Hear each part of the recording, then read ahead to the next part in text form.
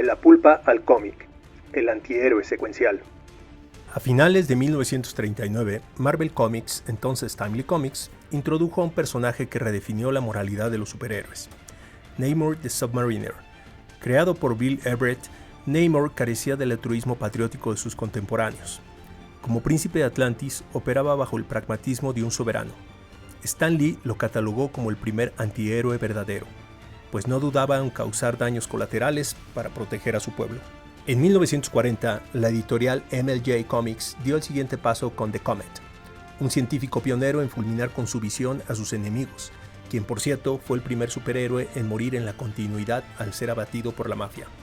Tras esto, su hermano asumió la identidad de The Hangman, quien motivado por un profundo rencor, empleó penas simbólicas para infundir pánico. Esta transición solidificó el tropo del Vengador impulsado por la tragedia familiar, el mismo eje temático que definiría a Frank Castle 33 años después. Pronto el cómic encontró en lo sobrenatural y la estética del terror la justificación perfecta para sentencias implacables.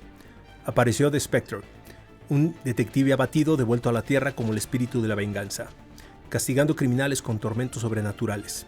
En paralelo, Marvel presentó a la primera Black Widow, una medium que hizo un pacto con el Señor del Inframundo para actuar como su mercenaria implacable a sueldo, dejando la marca de una araña viuda negra en sus víctimas.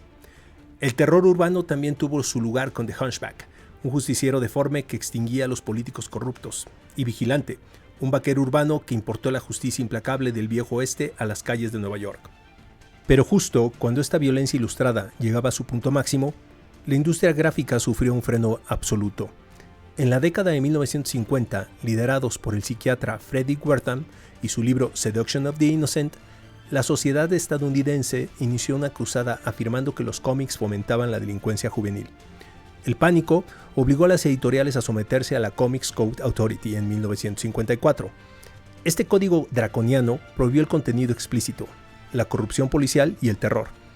El antihéroe implacable fue erradicado, dando paso a narrativas asépticas. Si quieres ver cómo algunas editoriales encontraron lagunas legales geniales para seguir publicando crudeza visual, como el caso de Turok cazando dinosaurios, te hablo de ello en un video corto en el canal. Con los vigilantes urbanos censurados, la ambigüedad moral encontró refugio en los géneros intocables, el western y el terror biológico. Personajes como The Rawhide Kid encarnaron al pistolero errante, un fugitivo repudiado por la sociedad pero con una moral superior a la ley. Años más tarde, monstruos como Swamp Thing y Man Thing operaron bajo una justicia instintiva, desprovisto de dudas éticas, neutralizaban sin piedad a los villanos como la encarnación punitiva del ecosistema contra el hipercapitalismo. Mientras esto sucedía, un joven criado en Brooklyn, bajo la cultura del blue collar, absorbía meticulosamente estas historias. Jerry Conway, un voraz consumidor de los pulps de los años 30 y de las revistas de misterio, forjaba su visión del mundo.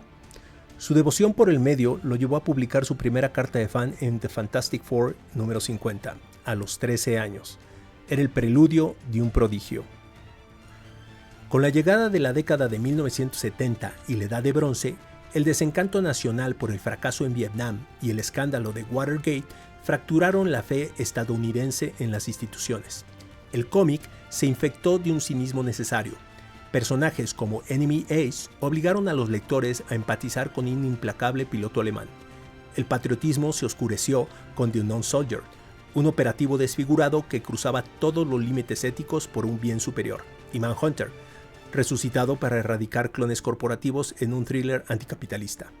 Incluso surgieron figuras absolutistas como The Question, un justiciero filosófico tan radical que inspiraría la creación de Rorschach en Watchmen. Tienes un video corto sobre él en nuestras redes. En este entorno febril, Jerry Conway hizo su movimiento. Tras vender por accidente su primer guión a DC a los 16 años, para los 18 ya escribía para Marvel en títulos como Daredevil o Iron Man. El joven de clase trabajadora alquilaba lujosos departamentos en Manhattan, pero su mente estaba atrapada en las narrativas sombrías de la época. Conway estaba obsesionado con las novelas de Executioner de Don Pendleton, protagonizadas por Mark Bolan, un francotirador de Vietnam que erradicaba mafiosos con armamento militar. La sociedad entera compartía esa sed de retribución. Un ejemplo del clima social de la época fue cuando en 1974 se estrenó la película Death Wish, que incendió los cines. El público aplaudía eufórico viendo a Charles Bronson abatir asaltantes en el metro de Nueva York. La anomia era total. El sistema había fallado. El público exigía a gritos un castigador que no pidiera disculpas. Y Gerry Conway, sentado en las oficinas de Marvel Comics, estaba a punto de darles exactamente lo que querían. Quédate al siguiente episodio donde desentrañamos el nacimiento de Frank Castle y sus implicaciones en la cultura pop.